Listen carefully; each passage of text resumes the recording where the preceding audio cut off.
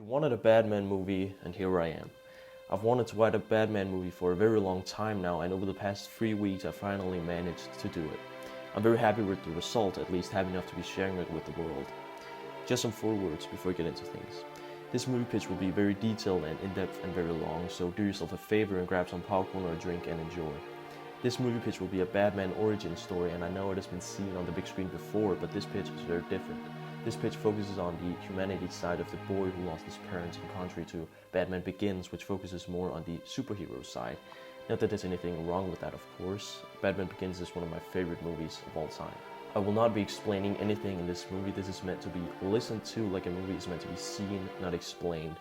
If you find anything confusing about the plot or characters, just let me know in the comment section and I'll reply. Black screen, 2 loud consecutive gunshots, then a third. Fade to young Bruce Wayne struggling to control his emotions. We pull up showing his butler, Alfred Pennyworth, also in mourning over the death of Thomas and Martha Wayne, but handling it better than Bruce. Overview shot of Wayne Manor. It's pouring down with rain, and a gathering of people in black outfits and umbrellas are assembled around the coffins of the deceased Waynes on the way to their grave. The funeral plays out with main focus on Bruce. Present at the funeral is also Roman Sionis with his parents. As the guests leave, Bruce kneels before the grave of his parents with his face in his palms. Time passes by, and Alfred leaves Bruce by himself in the pouring rain. Bruce says to his parents that he misses them so much and wishes things could be different, that they didn't deserve to die, they hadn't done anything wrong. With guilt and anger, Bruce promises his parents that he will avenge their death by killing the man who killed them. Determined, Bruce gets up on his feet and leaves as it continues to pour down with rain on the graves of the deceased Waynes, forming a bat. The bat fills up the entire screen and transforms into the title card, the Batman. Present day. James Gordon arrives home to his wife and daughter from a long day at work. They sit at the table eating dinner together, talking about their day. The chatter begins pleasantly but quickly turns south when James tells he got into a shootout. His wife tells their daughter to go to her room and play with the toys and proceeds to ask James what happened. James informs that luckily he didn't get hit, but some weren't as lucky as him. Upset, his wife says that the one who got shot could have been James. It's just a matter of time before that happens. James responds by saying he's always cautious, but his wife calls it nonsense, saying that he can't control what's going to happen to him at work. She proceeds by saying that she can't handle it anymore and that knowing every day whether James will make it home alive and that he must quit his job or she will be forced to quit him. James protests, but without any success. James says that she's his world and he truly loves her, but his world is not the only world that matters, that at their best mankind is the noblest of all, but separated from law and justice, they're the worst. While trying to hold in her tears, his wife says that she understands. In the Gotham railway station, James leaves the train from Chicago and is met by Detective Flass. Flass welcomes James to Gotham and tells him that it's great to have him on their team. Driving by the city blocks of Gotham towards the Gotham City Police Department, James recognizes the bad state of the city. It was worse than he imagined. Homeless people sleeping on the sidewalk, garbage and dumpsters on the road, graffiti on the walls, and people from all walks of life doing illegal activities. James sits in Commissioner Loeb's office talking about his new job at the GCPD. After getting through the formalities, Loeb states that James will be working alongside Detective Flass in the Roman case, dealing with the Falcone crime family, and that Flass can catch him up on the case. James asks who they are, and Loeb gives a brief rundown of the family, saying that a man by the name of Carmine Falcone inherited the family from his father, Vincent Falcone, that the family is the head of organized crime in Gotham, that they have corrupt officials in every imaginable place in their infrastructure, and that they decide what goes and what doesn't go, making them untouchable by the law. That sounds like a tough case, James says. Oh, you have no idea, Loeb responds. At a warehouse in Gotham Narrows, Carmine Falcone is doing a drug deal with a small-timer, Jonathan Crane. Falcone orders his men to bring out the cash and asks if Crane got the drugs, which he confirms by showing him. Arnold Flass and James Gordon drive through the Narrows while Flass informs James about the case so far. Falcone usually spends his time in a club in the Narrows, part of Gotham for the lowlife, with the highest crime rate. When they reach the club, Flass stops the car and enters it with James following closely. They search the club but don't find Falcone. They ask the manager when he was last here. The manager asks why, and James responds that they're police officers and need to find Falcone. The manager shrugs and turns his back to them. Flash gives James a dissatisfied look and tells him to never show his badge like that again. James asks why but receives no answer. Flash walks to the manager, pushes him to the side. I may be a police officer, but I sure know how to make someone talk. I can't.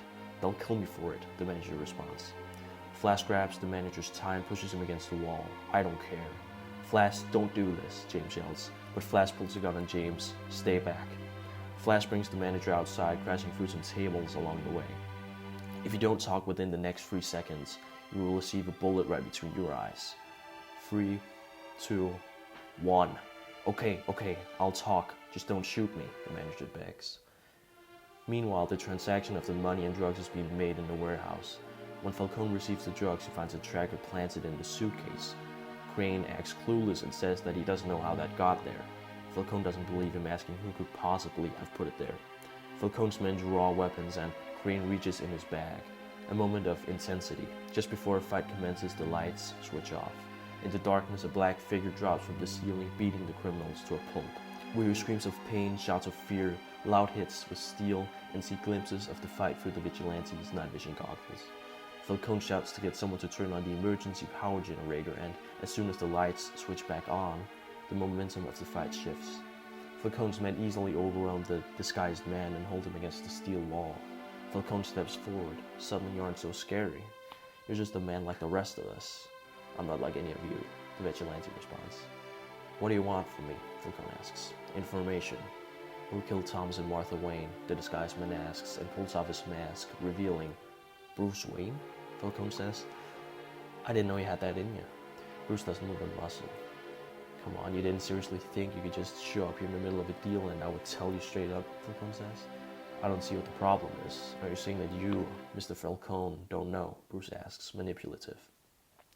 Of course, Mr. Falcone knows. He knows everything going on down here. You know, businessmen to businessmen only take a deal if there's something in it for you. So, what's in it for me? I'm Bruce Wayne, wealthiest person in Gotham. My name can be useful to persuade people in high social positions to do, your kind of business with you. What do you intend on doing if you find the murderer of your parents? Falcone asks. What's that to you? Bruce responds. So you intend on killing him? That's a dangerous road to be going down, Bruce, Falcone says. Dangerous, fairly likely, but needed. At that moment, one of Falcone's thugs shows him something on his phone. Alright, pack it up. Let's get out of here, Falcone says. What about our deal? Crane asks. No deal. It's too dangerous now. They're on our tail, Falcone responds.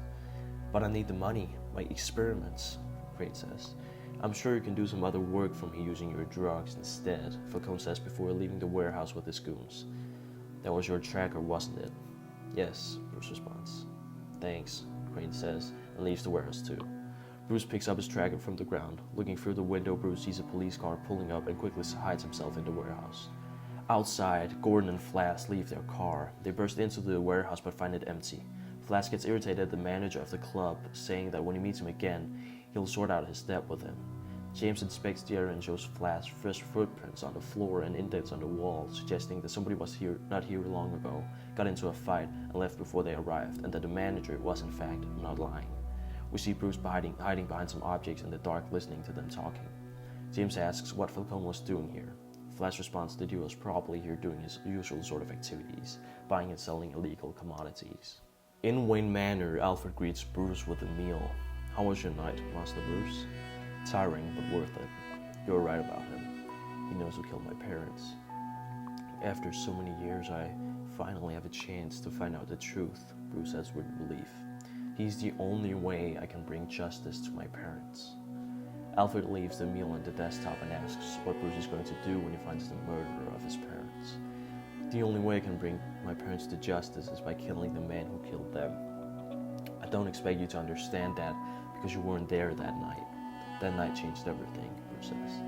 Alfred asks why not let the police and justice system handle it, those whose mere profession exists for that sole purpose. Their system is broken and ineffective. The police have been trying to find the murderer of my parents for a decade with no result. When I left Gotham, this was the means to my training, 10 years of my life. If it's up to the court, that man will go back out to the streets again. I can't allow that. I'll do what needs to be done, Bruce says. Alfred proposes that this isn't what his parents would have wanted. When my parents died, I made a promise to them that I would kill the man who killed them. That promise is the only thing I have left of them. If I lose that, I'm afraid of the person I will become, Bruce says. Alfred isn't satisfied with Bruce's answer. Bruce then talks about the nature of Falcone's men taking him down with no problems once they understood what they were fighting, an ordinary man. When I was in the British Army, before we would engage the battles, we would trick the enemy into believing we were something greater than who we really were. And it worked. The enemy made up stories of who they were fighting against, mythical creatures, when it was in fact just ordinary men, Alfred says. How did you convince them that? Bruce asks. That was in war, and criminality has changed since then. So must the strategy, Alfred says. Alfred hands Bruce a newspaper. Bruce reads the headline. New president of Sionis Industries, Roman Sionis. Alfred tells Bruce that Sionis will be holding a gala which Bruce should attend. Bruce neglects the proposition, saying that finding the murderer of his parents is more important. Alfred says that Roman is his childhood friend, that he can't ever escape from being Bruce Wayne, no matter how much he may want to. A sports car pulls up at a gala entrance. Out of the car steps a well-dressed Bruce Wayne. Immediately, a crowd of reporters surround him, and the word quickly spreads that Bruce Wayne is there. With charm and playfulness, Bruce responds to their questions about what it's like to be back to his home city and what he's been doing while he was away. Someone from behind grabs Bruce's shoulder, Roman Sionis. They greet each other and enter the gala ceremony together. Bruce says that he's sorry about the death of Roman's parents and that they didn't deserve to burn up in the fire. Roman says it was a tragic accident, and proceeds to talk about Bruce's parents that night. Bruce states that he's moved on from their parents' death when in reality he hasn't. Roman notices that Bruce is not telling the truth but decides to not do anything about it.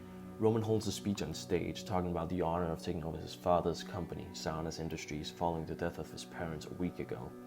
Roman states that he'll continue his father's legacy no matter the cost, and it's his responsibility to his father and his gift to the city. He continues by saying that tomorrow a new launch of products from their subsidiary company, Janus Cosmetics, will be released, the beginning of a glorious future. While Roman continues giving his speech, Bruce spots Carmine Falcone sitting at a crowded table. Just then, a waiter gives Bruce a drink from Falcone. With uncertainty, Bruce accepts the drink. Bruce looks around before pouring the drink on the carpet floor. At the bottom of the glass, he finds a message written, "Back door." Roman leaves the stage as everyone applauds him. Bruce congratulates Roman on his speech, excuses himself, and walks out of the back door, leaving a disappointed Roman by himself. Through the back door, Bruce enters an alley. In the darkness, a man appears. Bruce squints his eyes. "Don't you recognize me?" it asks. All the pain, all the agony, only because of one thing. The mystery man emerges into the gloomy light. Scarecrow. Fear, it says while spraying fear toxin into the air. Do you feel it taking over you? It's fascinating the way one simply gives up control. Bruce experiences the effect of it, making him fall on his knees. Bruce looks up and to his horror, he sees a bat creature standing in front of him. Man-Bat. In fear, Bruce gets up on his feet and sprints away as fast as he can. Smaller bats appear in front of Bruce and fly towards him, making him turn around to see Man-Bat holding something in his hands. Antidote. Man-Bat inserts it into Bruce's thigh, making the hallucinations disappear. Man-Bat transforms into Carmine Falcone and the bats into his henchman, but Scarecrow is gone. What the hell was that? Bruce asks, confused. A test, Falcone responds. Did I pass? Bruce asks jokingly. You weren't the one being tested, Falcone responds. What will you use it for? I've already used it, Falcone responds. That thing is dangerous. Could I have the antidote then? That's what I meant. What do you want from me? The reason I brought you out here is because I thought about what you said and you were right. I could use the Wayne's name as legal persuasion for my business, but I need to make sure that I can trust you. Bruce gives him a strange look. You must show that you are in fact committed to the cause, Falcone says. The cause of your parents, Roman, doesn't it? Falcone asks. It would be quite tragic if something damaged the Empire, let's say, new launch of products turning out to be a disaster. What did you do? Either you can choose to help your friend, or you can help yourself, Falcone continues. Why Roman? Why an innocent? Bruce asks. Nobody is innocent. Everybody is guilty of something. It is the broken system on which our society is built that decides who is and who isn't innocent. How does this show my commitment? It shows you're ready to sacrifice the person you once were in favor of your chosen destiny. To gain something, one must also sacrifice something. Bruce contemplates what he should do before finally deciding. No, I can't let Roman face this fate. Bruce, you of all people should know what losing one's parents does to a person. something strange happens in the mind. Roman might not be the person you remember him to be. That's why I need to help him, Bruce says. With my help, Roman will pull through. I won't allow him to end up as I did. You made your choice, just know that there will be consequences. Then Falcone's men assault Bruce. Initially, Bruce fights back, but after a while, he just firms the hits. That's enough, Falcone says with Bruce curled on the ground. Janus Cosmetics sabotage and tells that he has to do something about it. Alfred asks why not tell Roman. Bruce says that Roman won't compromise his father's legacy, that this needs to be done without his knowledge. Unhappy with Bruce's decision, Alfred suggests that Lucius Fox can help research the products to see what Falcone did. Bruce states that Lucius will need a sample to research and says that if Alfred calls Lucius, he will take care of the sample. Overview shot of the Janus Cosmetics production plant. Bruce Wayne cuts off the power to the security cameras of the production plant and makes an anonymous call to the GCPD that something sketchy might be going on in the JS production plant. Without donning his vigilante costume, Bruce enters the vents of the production plant. Inside, Bruce sees about a dozen of Falcone's thugs wearing gas masks inserting something, fear toxin, into the products. Bruce makes his way out of the vent and takes down the thugs one by one without the others noticing, by silently suffocating them and dropping them onto the floor. Bruce sees the fear that the thugs feel when they don't know what's attacking them, remembering Alfred's story. After having taken out all of the thugs, Bruce steals a sample of the toxin and leaves the production plant. Arnold Flass and James Gordon are right outside the Janus Cosmetics production plant. They enter the production plant and to their surprise, they find all the thugs lying unconscious on the ground. Flass looks at the thugs. These are Falcone's men. What were they doing here and what happened to them? Whatever it was, Falcone sure would be happy to hear about this. We can get them to testify against Falcone in court. We might have a solid case on our hands, James says. Believe me when I say that these cases never work out. Even if we get him to testify against Falcone in court, the district attorney will never take this case. He's too afraid. The only attorney that is bold enough is Harvey Dent, but Falcone is keeping him stuck at assistant DA. The only way he can be taken down right now is outside the law. Bruce Wayne enters Wayne Enterprises holding a cardboard box. We see him greeting his late-working employees on the way to his office. In his office, Bruce takes out a book from the bookshelves, opening a secret room in which he finds Lucius Fox awaiting him. Bruce first tells Lucius how grateful he is that he's willing to help, to which Lucius says that it's no big deal, that he can always make time in his schedule to help the son of the Waynes, even if it affects his personal life. Bruce opens the cardboard box and hands Lucius a sample of the toxin in a test tube. Lucius asks what Bruce knows about the chemical. Nothing, as of yet, but I might have a suspicion of what it is, Bruce responds. Well, this should be fun then, Lucius says with a quirky smile. Lucius begins running a scan of the toxin and gives a chemical explanation of the toxin which Bruce translates to common language, saying that it makes the victim hallucinate. I didn't know you knew about this kind of stuff, Lucius says surprised. I have a lot of spare time on my hands, Bruce responds. I can imagine not having to worry about your company anymore. Precisely.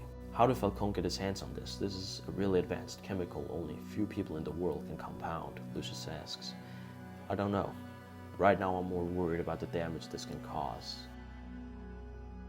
In the wrong hands, this is very dangerous, Lucius responds. That's why I'm trusting you to find an antidote as soon as possible. I'll do my best. I don't doubt that. In the GCPD, James knocks on the door to the commissioner's office and a delayed "come in" is yelled. James opens the door and sees Arnold, Flass, and Jillian Loeb. What is it about, James? Loeb asks. Can I have a word with you under 4 eyes? James asks. Loeb insinuates Flass to leave the office. I presume you have something significant to tell me, Loeb states. James confirms. Have you made a breakthrough in the Roman case yet? Loeb asks. It's not about that. It's about my partner.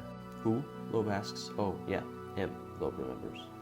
His methods are a bit questionable, James says. Yes, I'm aware of that fact, Loeb responds. You know? James asks, shocked. Why do you let him continue doing it? We can be seen going around bending the law to our own needs. Look, I understand where you're coming from. In Chicago, the reality is a lot different than what it is here. I've certainly seen that, but that doesn't give us an excuse to do whatever we want. The law is universal. Everybody must uphold it, and those who don't shall be punished, James says. The reason why our methods of crime fighting not be as written in the textbook is because we are forced to. We do not choose to use these methods. It is the criminals, it is the city that has forced us to these extreme lengths. No matter what, we can't show that kind of behavior when working for the law. How can we expect citizens to uphold the law when we don't even? Good citizens, if that exists, will always uphold the law no matter what. It's just about convincing the rest to uphold it, and that takes other methods, Loeb says. I don't want this conversation to go any further than it has to. This is how we get things done here. If that troubles you, it's your problem. You have to fit into the city, not the other way around. Detective Flass pulled a gun on me and threatened to kill an innocent, James says. It was necessary for the situation. The manager would otherwise never have spoken. I honestly thought from what I've heard from your previous police department that you would be able to handle this, understand our perspective. But it's clear to me that you can't, or won't. That's why you'll no longer be working out in the field. As of right now, you are off the Roman case until you've learned your lesson and is ready to accommodate. James gets up and leaves the office. How'd it go, Jim? Flass asks, standing right outside the office. James stays quiet and walks down the hall. Flass enters the office with a large grin on his face. Looks like you made him upset. That was the plan, Loeb says. Flass takes a seat, although I suspect it might not be enough, Loeb continues. He'll continue putting his head where it isn't supposed to be. You're afraid he might dig up some dirt on us? Perhaps, or even worse, destroy our alliance with him. What do you want me to do about it? The same as the others? I think James deserves a more personal favor, if you know what I mean. I understand. James is at his desk packing his stuff, about to go home, when he spots the case files of the Roman case a couple of tables away. James thinks about it for a second before he maneuvers his way towards the case files, prints a copy of them, and puts them in his briefcase. James tucks his daughter into bed. He sits down in his office and reaches for the case files as it suddenly knocks on his door. James looks through the peephole but sees nobody. He walks back and begins reading the case files. The bell rings. James walks to the door and opens it irritated. What do you want? At the door, James is confronted by a man donning a ski mask and holding a baseball bat. The screen cuts to black as we hear what happens. James being hit by the baseball bat and several objects shattering. We now see James lying on the floor defenseless. Stop it! Someone shouts from inside the house. James's daughter, Barbara Gordon, hiding behind the stairs. And I thought things couldn't get any better, the masked man says. The masked man goes towards Barbara, strengthening the grip around his baseball bat. As the man is about to hit her, touch her, and I'll shoot, James shouts in desperation. The masked man turns around to see James holding a gun pointed at him with a changed demeanor in his eyes. You won't shoot me. I know you. Are you willing to take the risk? James asks. The masked man doesn't respond. That's what I thought. Now leave my house, James says with immense anger. The masked man walks backwards out of the door with his hands above his head. I hope you've learned something, Jim. James recognizes him. Flass? James drops his gun and runs towards Barbara. Promise me you won't do that again. No problem for saving your life, Barbara says with a smile across her face. He wasn't here to kill me or you, but he could have hurt you until I realized the truth. He was here to teach me a lesson, that I should stop being ignorant and face reality. Roman Sionis holds a press conference outside the headquarters of Sionis Industries about the new launch of products from Janus Cosmetics. A journalist asks Roman about his vision with the company and his relationship with his deceased parents. Roman tells him that the company's vision is to bring prosperity to Gotham just like his parents brought to him. Another journalist asks how it feels going from vice president of Janus Cosmetics to president of the second largest corporate empire in Gotham. Roman says that it is very surreal to him, that it's his dreams coming true, but he's stuck in a nightmare. After the press conference, Roman meets Bruce. Surrounded by a crowd of reporters, they try to make their way into the headquarters of Sionis Industries. How did I do? Roman asks. I couldn't have done it any better myself, Bruce responds. Good, I was quite nervous on stage, trying to live up to my father's expectations. I understand, Bruce says. I appreciate you supporting me. Since my parents' death, you're the closest person I have in my life, Roman says. I understand what you're going through. I've went through the same exact thing. It's tough, but I'm here to help you, as your friend, and I know you would have done the same thing for me, Bruce says. As they reach Roman's office, they find Lucius Fox sitting at the meeting table. What is he doing here? Roman asks Bruce. I've come here to talk business, Lucius says. Business with Wayne Enterprises? Why didn't you tell me about this, Bruce? I didn't tell you because I thought it would make you nervous before you went on stage. What is this about? Roman asks as he sits down. It's about Janus Cosmetics. As you are aware, the company has presented a new product line which is already being sold retail as we're speaking. Yes, I was in charge of that, Roman says. I'm deeply sorry to reveal that we found a lethal toxin in your products. What? How? That doesn't matter. What matters right now is how we move forward. Luckily, we found a way to make an antidote. However, it will take some time to mass produce. In addition to the low solidity and the PR problems that follow, we predict that it might cause your company to go bankrupt. Therefore, Bruce and I have decided to make a buyout of your company, Sionis Industries, Lucy says. Who approved of this? Roman asks with his wise eye open in anger. We went through the numbers with your board of directors. How dare they? They just did what your father hired them for, to look after the company, Bruce says. Their job is not to hand over the entirety of his empire. It's still yours, unofficially. It's just under the name of Wayne Enterprises, Bruce says. You know what, Bruce? I thought I could trust you, Roman says, disappointed yet with anger. How stupid of me. Why would Bruce Wayne even care about me, someone he hasn't spoken to since childhood? I'm sorry we lost connection, but now I'm here. I just did this to help you. Would you rather watch as your father's empire burn up in the flames? This is the only way his legacy can survive, Bruce says. Sometimes it's better to be dead than half dead, Roman says. Who sabotaged me? Carmine Falcone, or his accomplices at least, wanted to prove a point. What point? I haven't done anything to him, Roman says. Not to you, Bruce says. Oh, of course, everything is about you, isn't it? How come I know the public have heard about this? We haven't gone public with it yet, Bruce says. We wanted to tell you first. Oh, how nice of you, really, Roman responds sarcastically. Bruce gives an apologetic look to Roman. I'll make sure you all regret that you did this, Roman says. I promise. Bruce is driving the stormy night. He can barely see the road ahead of him. The rain hits the car windows, creating a disharmony with the classical music playing on the radio. The longer Bruce drives on the empty road, the deeper he gets into his own thoughts and the louder the music becomes. Match dissolved too.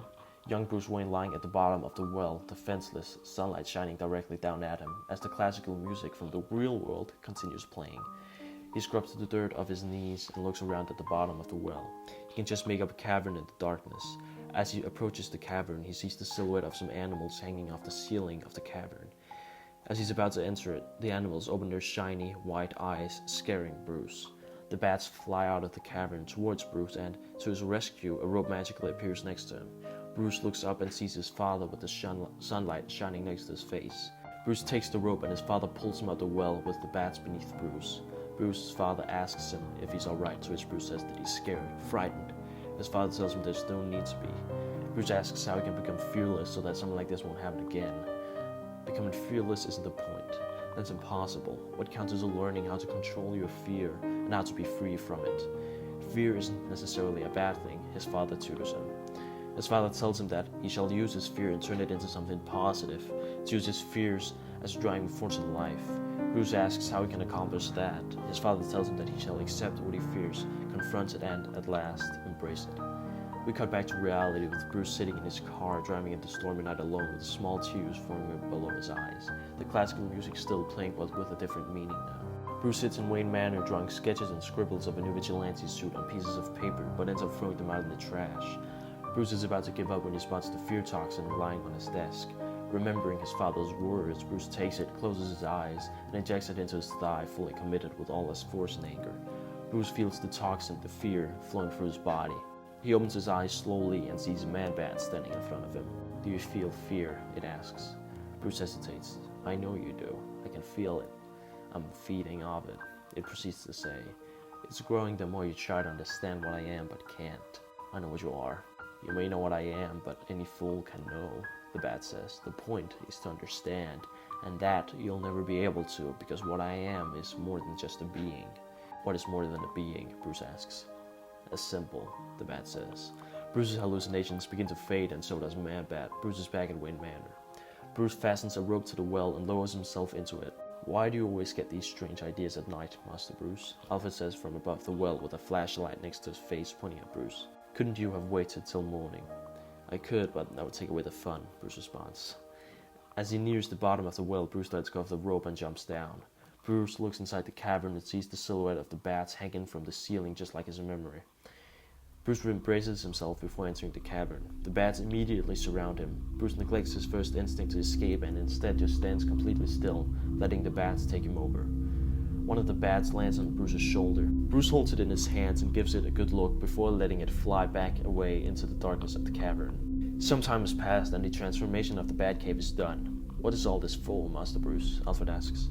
This is my new home. I think I'll prefer staying in the manor. I won't force you to do anything. Is this part of your mission to bring justice to your parents? Alfred asks. Because if it is, I think you might have gone a little overboard. This is necessary, Alfred. I need to control my fear of bats, so you can use that fear as a symbol to threaten criminals. Falcone won't tell Bruce the truth, but I can make him. And how will you do that? Alfred asks. Bruce turns his back to Alfred and puts on his mask to complete the bat suit. He walks into the shadows of the cavern with his voice coming from different parts of the bat cave. Criminality has changed, but criminals are still the superstitious and cowardly lot. So my disguise must be able to strike terror into their hearts. I must become a symbol of the creature of the night. Black, terrible, a bat. As a pair of white eyes glow in the darkness, Bruce in his black, blue, and gray bat suit comes out of the darkness. Oh my, Alfred says, shocked and scared, looking at Bruce. What have you become, Master Bruce? I'm not Bruce Wayne. I'm Batman. Roman Sionis is in his home at night, not being able to sleep. He walks around the empty manor in the dark and stops at a painting of him and his parents. Keeping a distance to it, he stares at the painting. Falcone is dealing with corrupt citizens, amongst them Jill and Laura, talking about their infrastructure that they've built with corruption and how they plan to expand their empire. As we zoom completely in on a small tracker on Falcone, we zoom out again being in the Batcave, with Bruce searching for the tracker. It was a good idea to place a tracker on Mr. Falcone, Alfred says. Batman pinpoints Falcone's exact location. Falcone will have a visitor tonight. Roman drives in his car in the dark night. Eventually, he stops at a cemetery and leaves his car. He walks by numerous graves in the rain until he reaches the grave of his deceased parents all the way in the back. He opens the gate to their coffins. Batman arrives at Falcone's house with his thermal scanner. Batman spots about a dozen security guards all around Falcone's house. Proceeds to Batman taking all of them out one by one by injecting them with an anesthetic in a syringe. After having taken all of them out, Batman shuts down all the electricity in Falcone's house.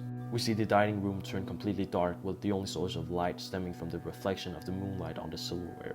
The guests panic, but Falcone calms them down, saying that his men will be on it immediately, but when no one of his men responds to him through the radio, he gets worried. The window shatters and a smoke grenade is deployed on the dining table. Batman enters through the window with smoke surrounding him. Ladies, gentlemen, you have eaten well. You have eaten Gotham's wealth, its spirit, but your feast is nearly over. From this moment on, none of you are safe. Roman starts talking to his parents. He says that he has lost everything that they built, that his father's company was what resembled him in his mind, and now that's gone. His speech then turns into filled with hatred and disgust towards his parents for how they mistreated him, always cared more about the company than him, always wore masks in public to disguise their real self. He says that he was blind to his parents before they were dead, but that being free of them showed him who they really were. He tells them that he's happy they burned alive. Their death has taught him way more than they could ever teach him alive. He says that he too died in the fire, but now he's been reborn. He proceeds to grab a boulder beside their grave and start hitting their coffins with it until bits and pieces break off them. Carmine Falcone wakes up in a Batcave sitting in a chair. He tries to get free but can't move. He's been tied to the chair. What do you want? Falcone shouts in desperation. Money? Because I have that. Lots of it. Your money doesn't mean anything to them. A loud voice speaks from different directions in the Batcave. Them? Falcone asks, confused. The one's life you've destroyed for greed, Batman says. The one's lives you have brought misery upon. Their misery you're now going to feel. I do what I do because it's necessary. You hurt hundreds of innocents who could have been spared, Batman responds. Yes, that is the sad truth. I let hundreds of citizens that may or may not have deserved it suffer to protect the thousands of citizens. How so? A city like this can only take so much bureaucracy before it starts to erupt, cause a revolt. By me controlling the underworld, the revolt is being handled. Everything that goes on, every little transaction, every murder, every crime I have knowledge of. I hand over the information to the system, and from there on, it's up to them to decide what happens. Sometimes they act, sometimes they don't. But whatever they decide to do, I trust them to have a good reason for it. Batman gives Falcone a distraught look. If this city was under total control from the law, the underworld would be a lot more dangerous, Falcone says. And you would no longer be in charge, Batman interrupts. That's what we're trying to avoid by giving them a little space to roam freely in. You seriously didn't think I and my father built this empire just like that, all by ourselves? No. We had help from within the system. They supported us, gave us money. That's why it's flawed. And the system even knows it. And that's just tragic. Since you informed the system about everything going on, I suppose you have all the information somewhere. Yes, I do. I have it in my right pocket, a USB drive. Falcone says and nods to his right pocket. I was going to hand it over to the police commissioner before, you arrived. Finally, Batman shows himself for the first time, making Falcone even more frightened and stunned. Batman takes the USB drive out of Falcone's right pocket. No tricks? No, Falcone says unconvincing. Batman gives Falcone the bad look. No tricks, alright. That USB drive holds top secret information. I wouldn't want to lie to you, you'll find out anyway. Batman plugs in the USB drive to his Bat computer. Falcone's heart is pumping. What are you going to do with it? Serve justice, Batman responds. Batman sees the information and opens the files on murders, scrolls down to the Wayne killings, but finds no information. Why is there no information on the Wayne's murder? Falcone hesitates. Don't force me to make you tell the truth, Batman friends. Look, it's because I don't know who killed them, Falcone responds. Nobody knows. How? Batman asks in frustration. I don't know. It almost seemed like it never happened, Falcone says. All I got was an alias. Tell me. Nemo. Nemo is Latin for nobody, Batman says. Look, it doesn't matter who killed them. One can't undo what has already happened. Justice is something the system made up to justify their actions. Justice isn't real. It's just an illusion. What do you know about that? I once had a wife and a kid. They were killed. Not because of revenge or something I did, but because of desperation. I tracked them down and killed them myself, but that didn't make me lose my anger. I was going down a dark path. That changed when I realized that the criminals always have a reason for their wrongdoings. It is the system that pushes people to their limits, and when the citizens can't live in the world of order, they're forced to delve into the world of crime. I didn't want to continue my father's legacy, but I had to. I was forced to. Batman delivers a right punch to Falcone, putting him to sleep again. Batman sits in his chair, takes off his mask, and looks dissatisfied into the distance. At the GCPD, James Gordon arrives at work. He enters the building and sees Falcone in the interrogation room being interrogated by Harvey Bullock. Harvey slams his hand on the desk, gets up and leaves the room. He's lawyering up. He's denying everything. How can he? We have so much on him. This information we have right now could get him a life penalty alone, one of Harvey's fellow officers asks. He's got the best lawyers in the entire state. They can get him out of anything, Harvey says. Excuse me, James interrupts. Who are you? Harvey asks. Detective Gordon, James says. Lieutenant Bullock. Why did you find Falcone and what evidence do you have on him? James asks. That's none of your business, Harvey responds. My superiors told me not to inform anyone about this case. Why? We have strong reason to believe that Falcone's got men in this office, Harvey says. James doesn't respond. Harvey turns around for a second to talk to his fellow officers. We can't let him walk out if you're innocent. We must get a confession before his lawyers arrive. This case needs to be closed by any means necessary. At that moment, James enters the interrogation room. I already told you I'm not saying anything till my lawyer's here, Falcone says. You don't need to tell me anything. Just listen to what I have to say. Before this, you were the greatest, most dangerous man in town. Everyone was afraid of you. No one dared to even touch you. Harvey's about to enter the interrogation room, but his fellow officers tell him to wait. But this makes you look weak, small, incompetent. Everyone will come after you if you go back to the streets. Every single person that wants revenge. And there, your lawyers won't be any helpful, James says. I don't know where you'd rather be. In prison or in hell. James is about to leave the interrogation room when, okay, I'll confess. Just promise me you won't go after the death penalty. Harvey enters the interrogation room. You have a deal, Mr. Falcone. Harvey brings James outside. You did good in there. I could really use some of your skills on my team. Gladly. Right now, we need to go to the crime scene, meaning Falcone's house. Harvey and James reach Falcone's house. So how did you find Falcone and the evidence? James asks. We found Falcone right outside our office. We don't know how we got here. Next to him was a USB drive with all the evidence we needed, Harvey responds. Harvey and James enter Falcone's house.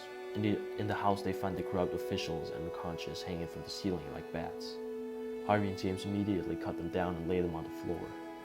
What is the police commissioner doing here? I guess we solved the mystery as to who was working with Falcone, Harvey says. The real question is, who did this?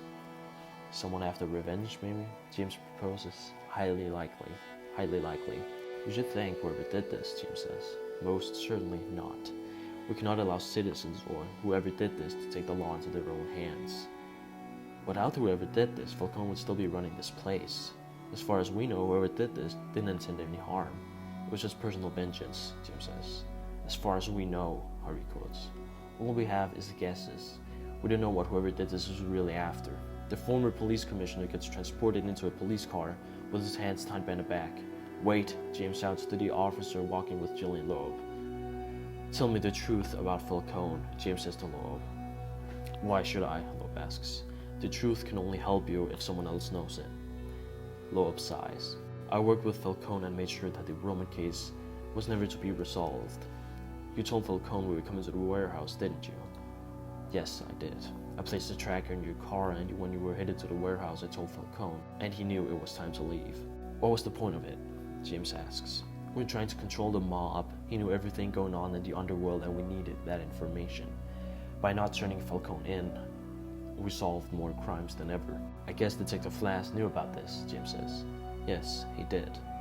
But Detective Flass was never real. He was just someone in desperate need of money. Someone's system had failed to help, so I did. I had his documents faked and hired him, so that he could do your dirty work for you, James asks. Loeb confirms. You sent him to my home. Yes, I did. You needed to be taught a lesson. I hope you can understand that. I'm done here, James says to the police officer, who proceeds to put Loeb in the police car. At the GCPD, Detective Flass walks through the building all the way down to the holding cells. He walks past the cells in the basement, eventually stops at the last cell, Falcone's cell. Get up, Flass says. Falcone follows orders and Flass opens the cell door. Come with me, I'll get you to safety. Who are you? Falcone asks, suspicious. I'm not here to answer any of your questions, Flass responds. Well, then I'm staying here. If you'd rather want to sit here for the rest of your life than starting a fresh life in South America or Europe, that's your call. Falcone contemplates before agreeing to go with him. Flass walks with Falcone through the GCPD, and we see him pass all the security again with no problems. If Falcone acts out of character or if they draw attention to themselves, Flass tells Falcone exactly what to do. Once they reach outside, a black limousine pulls up. Falcone enters it and gets blindfolded. Falcone is unmasked in a dark warehouse. Two men with masks tie him to a chair. Not again, Falcone says, frustrated. I don't suppose you want money. What good is money when what you want is revenge? A man entering the warehouse says. We see it from Falcone's point of view, who doesn't yet see the man talk. What do you prefer, pincers or crowbar? Please don't, Falcone says. Why should I? The fun hasn't even started yet, the man responds. We hear the man pick up something made of metal. Look at what you did to me, the man says and shows himself for the first time. Black mask. Falcone is frightened. When this is over, you'll regret ever having brought me into your business with Wayne. I'll make that the last thought you ever had. Black Mask starts hitting Falcone with his crowbar on his head, on his back, on his stomach. You have no idea how good of a feeling revenge is. It almost makes all the suffering before it seem worth it. Falcone spits out blood. You're insane. I'm not insane. Do you want to see insane? Black Mask asks and takes out his knife. Stop him. Someone, please, Falcone shouts in fear. Nobody can help you anymore. You're all alone. You're all mine, Black Mask says as he approaches Falcone with his knife. Cut to a close-up on one of his men's face as Black Mask starts torturing Falcone with his knife. Falcone screams and Black Mask laughs maniacally. For his facial expression, we get a sense of how terrible it might look. Get rid of him, Black Mask says. His four men drag Falcone to the side of the warehouse, whose face is torn apart and stomach cut open. Who's next on my list? Board of Directors and Bruce Wayne, one of his men responds. Black Mask smiles through his mask. At the GCPD, they find Falcone missing in his cell. Harvey Bullock initiates an investigation. He tells people to lock down the building. The perpetrator might still be in there. Nobody enters or leaves the building, not even if they have a badge. And check the security cameras. And this will increase our earnings before interest and tax by 4%, a former executive of Sionis Industries, now of Wayne Enterprises, says at a board meeting. What do you say to this, Mr. Fox? Another executive asks. How big are the risks we're taking with this initiative? Lucius asks. Well, there's obviously a big risk, but we have calculated the reward to be worth the risk, a third executive responds. What do you think, Mr. Wayne? Lucius asks. At that moment, it knocks on the door. We don't have much time, Lucius says. It's urgent, his assistant yells from outside the office. Tell them to wait, Lucius responds. I can't, she says as we hear a loud gunshot. She drops to the floor. What the? Lucius says and leaves his chair as the door opens. False Face Society. A group of 5 men all wearing masks matching their personality. False Face Society begins shooting. While they're being shot at and multiple executives from both Wayne Enterprises and Sionis Industries lie dead, Bruce tells Lucius to follow him. Bruce opens a secret door to a panic room behind some bookshelves. On the way to the panic room, Lucius gets shot. With the risk of being shot himself, Bruce makes his way back to Lucius, picks him up and carries him into the safety room. "Are you okay?" Bruce asks. "I thought getting shot would hurt less, but it doesn't," Lucius says. Bruce takes off his suit and ties it around Lucius' gunshot wound. "Press hard on this, it will stop the bleeding." "Okay," Lucius says. "So how are we going to get out of here?" "There's only one way in, but that also means there's only one way out," Bruce says. Lucius gives Bruce an abandoned look. "I'll get us both out of here," Bruce says. "I just need to make a plan." In the office, all the executives, like the False-Face Society, have taken out some advanced gadgets and have started to unlock the door to the panic room. "Remember, boss only wanted one of these alive," one of the members says. "I wonder why," another member asks. "Personal vendetta, I think," the first member says. "What is he going to do with him?" the third member asks. "The same as last one, probably," the fourth member says. The fifth member stays silent. "They're trying to get in here," Lucius says. "I know," Bruce responds. "If I don't make it, can you please tell my family?" Lucius says. "Don't say that. I won't let you die, not on my watch. You will go home to your family alive, trust me. I know, and you're probably right, but if I don't, I wanted you to tell them that I'm sorry I was never there for them, that I wish I'd spent more time with them instead of being at work all the time." "Okay, I'll do that," Bruce says, comforting. Bruce concentrates. "I have an idea. It may not work, but it's the best one got at the moment. The only way they won't shoot you is if they think you're already dead," Bruce says. False-Face Society finally opens the door to the panic room and finds Bruce shouting in agony over Lucius' death. "Is he dead?" the third member asks. "Check his pulse," the first member says. The fifth member goes on and checks his pulse as a moment of intense waiting commences. "No pulse," he says. "Fine, let's just leave him here. Boss only wanted this one alive anyway," the first member says. We see False-Face Society leading Bruce Wayne out of Wayne Enterprises, walking past all the dead employees, heavily impacting Bruce. We put him in a truck and blindfold him. Cut to Lucius Fox getting up on his feet, removing the rock under his armpit that allowed him to have no pulse. He proceeds to make a phone call. At the GCPD, an officer receives the call from Lucius, who tells about the Wayne Enterprises mass murder and that Bruce has been taken captive. The officer tells Harvey, who then shouts to get everyone's attention, and tells what happened. He tells James to call SWAT and says that half the police force will solve the Falcone mystery and that the other half will find Wayne's location. Cut to SWAT and Harvey outside Wayne Enterprises awaiting signal. "Do we know if the suspects are still in there?" a SWAT member asks. "No, sir," another one says. "Fine, stealth then. No smoke bombs, no flashbangs," the first member says. "Roger that." The second SWAT member replies. The first SWAT member signals 3, 2, 1 with his fingers. The burst open the door and walk into the building, searching every room carefully. Bruce Wayne gets unmasked in the same warehouse Falcone was in. Bruce sees Black Mask sitting in front of him, holding a knife. Bruce looks around the warehouse and finds a dead Falcone. "Beautiful, isn't it?" Black Mask asks Bruce. "What is beautiful about this?" Bruce asks. "This. No one knows what's going to happen from here, not even me, but your fate will inevitably be the same as his," Black Mask says and points to Falcone. "You're a sociopath," Bruce responds. "Anybody can become anything. Everybody's got both good and evil inside them. Nothing is pure evil nor pure good. That's what makes the world absolute." "So you brought me here just to kill me?" Bruce asks. "Killing is way too simple of a way to put it," Black Mask says. "I want you to make you feel the worst kind of pain there is, and then I can kill you." "What is the point with this?" "You still don't know?" Black Mask asks. "He promised he would get his revenge, and here I am getting it for him." "Roman?" "I was him, but this mask changed everything. This mask had made me see the world in a new way." "Roman, you're living an illusion. You need to come back to reality," Bruce begs. "Don't call me Roman again. I'm not that person anymore," Black Mask says, frustrated. "When we were younger, I saw how your parents' death affected you, and I can see that you still haven't moved on, even though you desperately want to. Your whole world is a lie. It is only when you recognize that lie you will be able to move on from their death. Then, you'll see the world for what it truly is, how I see it." "I imagine that to be a cold world," Bruce responds. "What is warmth without cold? By losing what I had left of my parents, my father's empire, I was forced to move on.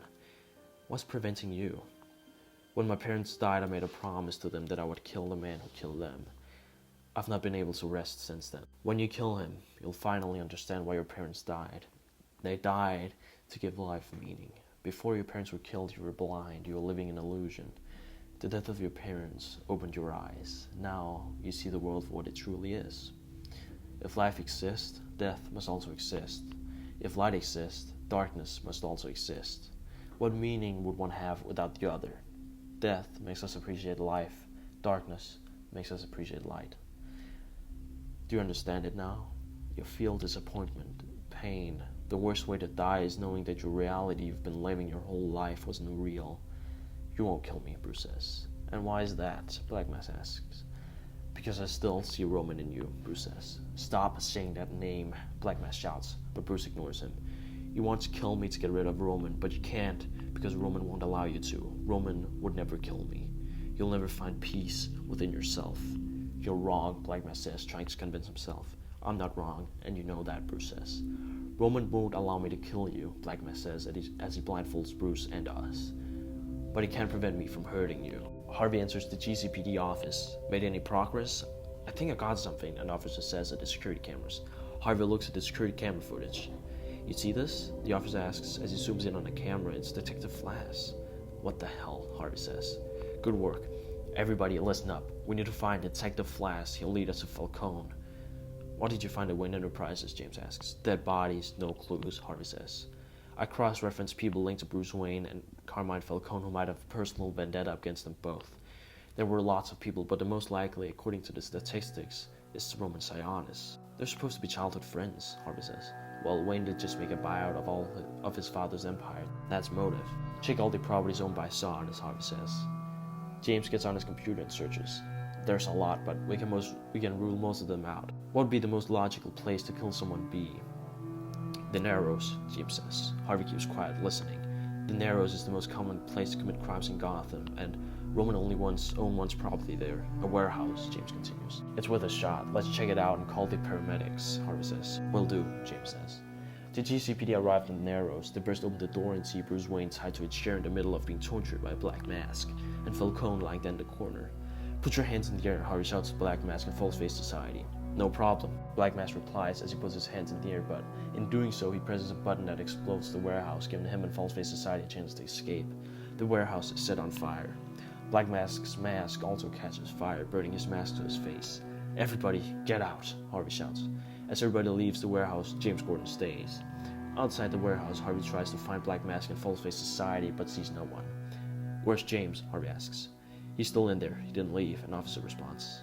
Inside the warehouse, James makes his way through the fire and smoke towards an unconscious Bruce. He cuts him free and carries him out of the burning warehouse. Bruce wakes up in the hospital bed with Alfred beside him. How are you feeling, Master Bruce? How long was I out? A week. Have you found Roman? Roman hasn't shown himself since. I failed him, Alfred. You didn't fail him, Master Bruce. All this started because of me, and I couldn't rescue him. That's not entirely true. You only showed him this side of the world. He decided to go down that path. That's not your fault, that's his. You can't be accountable for what another person has turned into, but you are accountable for what you've turned into. Is Lucius alright? Bruce asks. Yes, Lucius is fine, thanks to you. Good, Bruce responds. I'm just not sure what to do. It's certainly difficult times. What do you think I should do? Make it right with your parents. How? Bruce asks. That's what all this is about. You've wanted to kill the man who killed your parents because you think it will serve them justice, but now that option has been taken away from you. You will soon realize that that promise was nothing more than an act of rage and selfishness. What do you think killing the man who killed your parents means to them? It won't mean anything to them. They're gone. This is only about one person. You. You made that promise to make yourself feel better. You found a way to cope with their death. You needed to have your mind be focused on something that would distract you from them not being here anymore, and finding their murderer was it. One day you'll have to face the truth. Don't you think the murderer of your parents as a child? Do you want that child to suffer the same loss as you did? It doesn't matter who killed him, Master Bruce. You need to realize that. The real murderer of your parents was this city. It knocks on the door to the room. Come in, Alfred says. The door opens. James Gordon, GCPD. Alfred leaves his chair. The death of your parents is your greatest fear, Master Bruce. One you may never be without, but it also has potential to be your greatest strength. Alfred leaves the room. James takes a seat next to Bruce. I understand you're the one who saved me, Bruce says. Yes, I am. Thank you. You don't need to thank me, James says. I was just doing my job. You were doing more than just your job. I owe you my life for that, Bruce says. I suppose you might be right, James says, modest. Why did you save me? Bruce asks. You could have died. When I first joined the police, I believed that I could truly make a difference in bringing order and justice to the world, James says, but Nothing has changed. No single man can do that. It made me realize that the world is without inherent meaning. That gives us the chance to construct our own meaning of life. I choose to save lives. That is my purpose in life. Bruce lays back in his bed and looks off in the distance. Thank you all for coming, a bandaged Bruce Wayne says at a press conference. He looks down at his piece of paper with his notes and crumples them in his hands. This is very difficult times, not only for me but for all the families that almost lost a member as a result of the Wayne Enterprises mass murder. I'm here speaking to you not because I was forced to by anyone, but because I choose to. I wanted to let you all know that my life has not been easy, not in the slightest. Losing my parents at 8 years of age made me realize how grim the world really is. No matter what is being done, that doesn't seem to change, and maybe it doesn't have to, I don't know. But I wanted to say that you might feel sorrow and anger for the loss of a husband or wife or parent, but just know that without the darkness, we would never be able to see the stars. Mr. Wayne, do you think your parents are grateful for what you've done, or would they want you to be doing something else with your life? A reporter asks. Fade to Bruce at his parents' grave. Father, mother, after 10 years, here I am again. I know, shocking, I haven't died yet. Alfred's been taking good care of me. Bruce gets emotional. I really don't know why I came here. I guess I'm looking for answers, if there is any. As you might know, I swore to you that I would kill the man who killed you, but I'm not so sure if I want to do that anymore. It doesn't mean I don't care anymore, it just means I don't know if killing is the right thing to do. I just don't want to be like him. Lightning strikes in the background. At the GCPD, an officer tells Harvey that there's been another murder. Gordon, you're coming with me. There's been another murder, Harvey says. That's the second one today, James responds. I know, it's strange, Harvey says. At the crime scene, they find a young woman lie dead.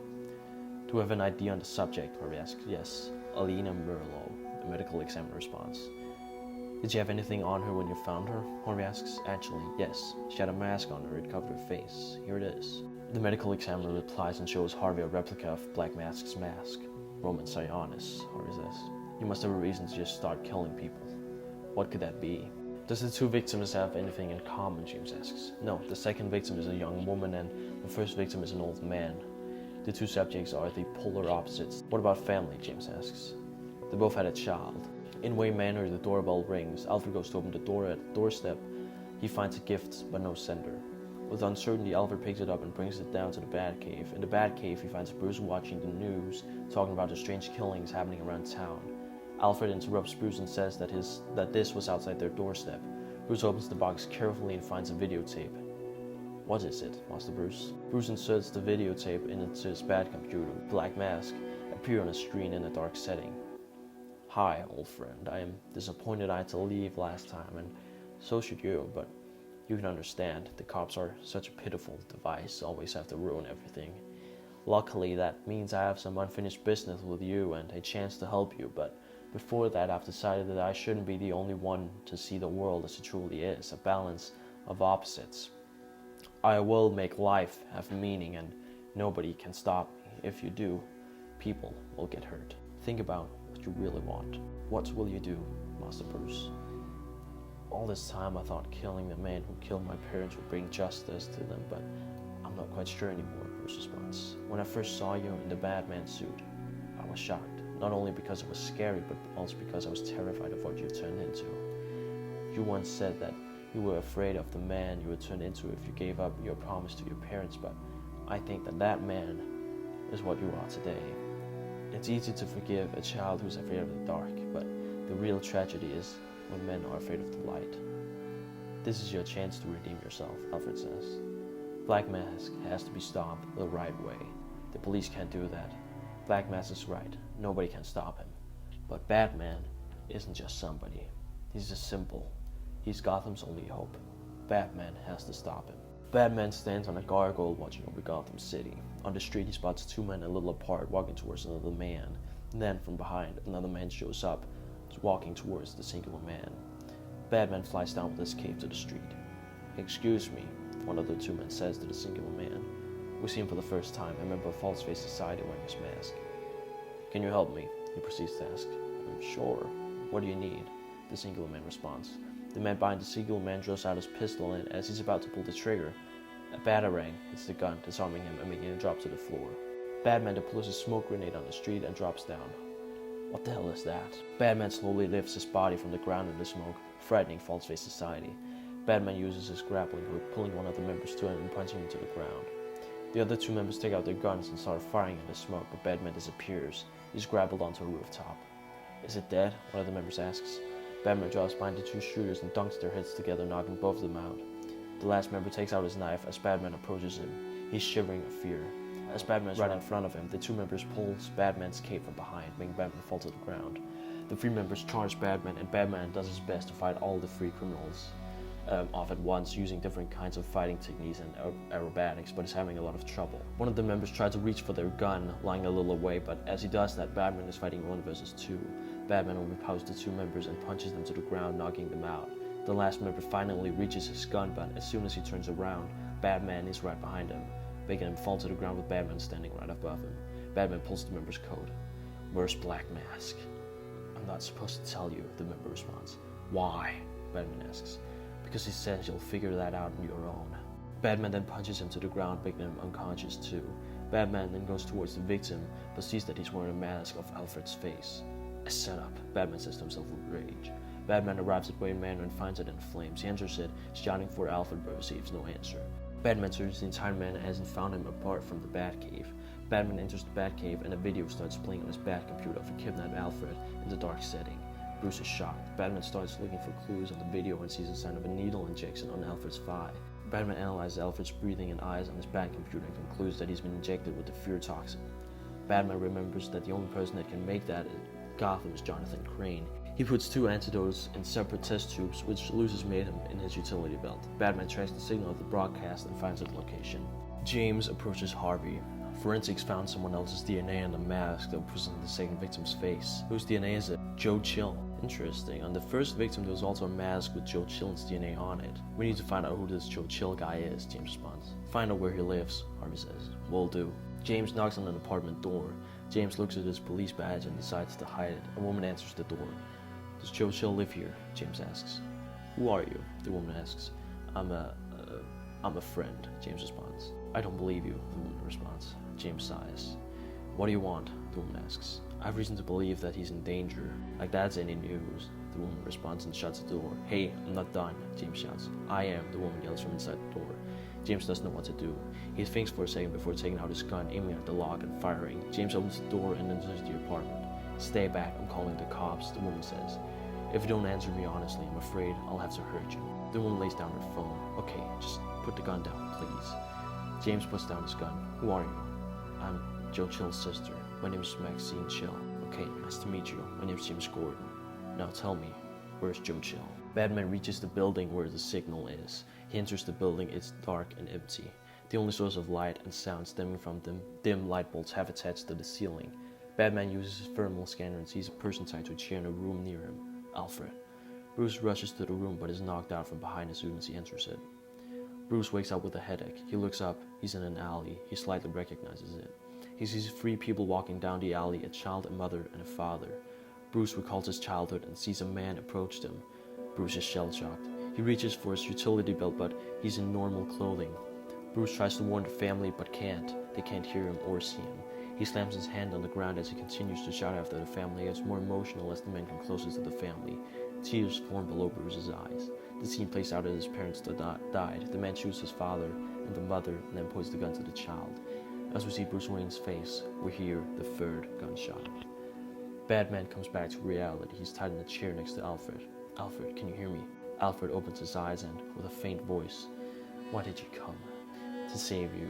There's something else. You still want to bring justice to your parents, don't you? Batman stays silent.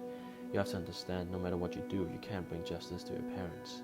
Taking the road of becoming Batman was a dark path, but I was certain, and I am still certain, that it is the only path that will bring you back to the light. Where is he? Batman asks. Here, Scarecrow says and enters the room. I know you couldn't keep away. People always become overly brave when bad things happen to their family, and that's because they don't feel fear. Fear is the most important emotion we have, and yet everybody tries to avoid it. If you want it so bad, you're welcome to try some, Batman says and sprays fear toxin into the air. Scarecrow inhales it and starts hallucinating. In the meantime, Batman cuts open the rope with a batarang and proceeds to cut Alfred free. Tell me where he is, Batman says. Scarecrow looks at Batman, who's turned into his worst nightmare, but doesn't say anything. Batman sprays more fear toxin on Scarecrow. Scarecrow's hallucinations intensify. Crime Alley, he says before passing out. Batman throws Scarecrow to the ground. Crime Alley, Batman says to himself. That's where your parents died, Alfred says. I know. Batman arrives at Crime Alley. Out of the dark steps Black Mask and False-Face Society. It seems you took my advice about the mask, Black Mask says. Why did you want me here? Batman says. It changes you, doesn't it? Black Mask asks. Masks can make even the noblest of humans do the worst of things. Masks bring out what we don't have the guts to show ourselves, but what needs to be shown. The dark side. You know about that, don't you? Let me ask you a question. Do you believe in revenge? Batman doesn't respond. I do. You see, revenge is the only thing that can bring peace to his soul. It is the only thing that can truly justify what unjustified pain you felt. The strange part about revenge is that it can only be served by the victim. If someone else does it, it doesn't feel redemptive, does it? Batman looks around and sees 4 members of False-Face Society. You were the 5th member. Clever. When your parents died, you were a victim to the harsh truth. When my parents died, I became victim to the same sad truth. Where our paths divide is what we chose to do with that truth. I chose to embrace that truth, and you chose to live on a leap of faith, Black Mask says. So, you think about it, we're not that different at all. What our dark side is doesn't matter. What matters is how we use that side of ourselves for something positive. I'm here to show you that a leap of faith is pointless to have. It'll only bring you disappointment. A member of False-Face Society brings out a man. Do you recognize him? Batman looks at him. His face hasn't left my mind ever since. Black Mask pulls out a gun. This is the gun he used to kill your family. You've wanted to kill this man for your entire life, Black Mask offers the gun to Batman. This is the only chance you'll get. Batman takes the gun and holds it in his hands, reliving the moment he lost his parents. Think about all the pain this man has caused you. All that can go away in a split second if you choose to do the right thing. Shaking, Batman points the gun to the man standing in the dark. Just before he's about to shoot, he hears a woman's and a child's voice from the shadows. The woman and child hug their husband and father. In that moment, Batman realizes what he will become if he pulls the trigger. Batman lowers his gun. I forgive you. No, you can't, Black Mask says. I can. People change. This man hasn't killed anyone. It was his former self. His mask. Fine, I'll do it myself, Black Mask says as he shoots Joe Chill and his wife and points the gun to the child. Before he's about to pull the trigger, we hear a third gunshot. It came from Batman. We see smoke appearing from Bruce's gun and blood appears on Black Mask's shirt. Sometimes it's better to be dead than half dead, Batman says. Black Mask takes off his mask and drops to the ground. Thank you. I told you could trust me, Batman responds. Batman turns his attention towards the child. The siren starts sounding and Bruce leaves the alley with the gun that was used to kill his parents. James Gordon and Harvey Bullock leave their police car and find False-Face Society and the child standing over his 2 dead parents. Harvey orders False-Face Society to take off their masks and turn themselves in. They follow order to take off their masks, revealing their true identity. One of them is Arnold Flass. As Harvey handcuffs the 4 members, Jim approaches the child. Who shot your parents? The child points to Roman's mask lying face down on the ground. Okay, it's going to be alright, son, James says comforting to the child. Cut to James Gordon on the rooftop of the GCPD. I knew I would find you here, a voice behind him says. Scared, James turns around and sees Batman. Nobody's ever up here, but I think it's nice, James says. Cut to Alfred moving in the Batcave. You'll come to like it down here, Bruce says. I'm not so sure of that. I don't have the same fondness of bats as you, Master Bruce. Cut back to the rooftop of the GCPD. Thank you, James says, for taking down Falcone, Roman Sionis. You don't need to thank me, Batman says. I'll continue doing this. Why are you telling me? James asks. Because you're the only cop I trust, Batman responds. Cut to the Batcave. You were right all along, Batman says to Alfred. About what? We cut to a montage while their conversation is voiceover. On screen, we see Lucius Fox spending time with his family at home. Jonathan Crane experimenting on patients with his fear toxin. James Gordon giving a letter to Joe Chill's child, Richard Grayson, from Bruce Wayne. Their conversation goes, my promise to my parents was never real. The only way I can truly bring justice to my parents is by never letting another child experience what I had to endure, Batman says. You did the right thing, Alfred says. I let 2 people die, Alfred. Victory always has its price. What will you do with the gun? The montage in Boyzwood ends. Cut to Batman with the gun implemented as a bat symbol on the bat suit, in front of his parents' grave in the stormy night. As lightning strikes, Batman turns his back to his parents and walks away. End credits.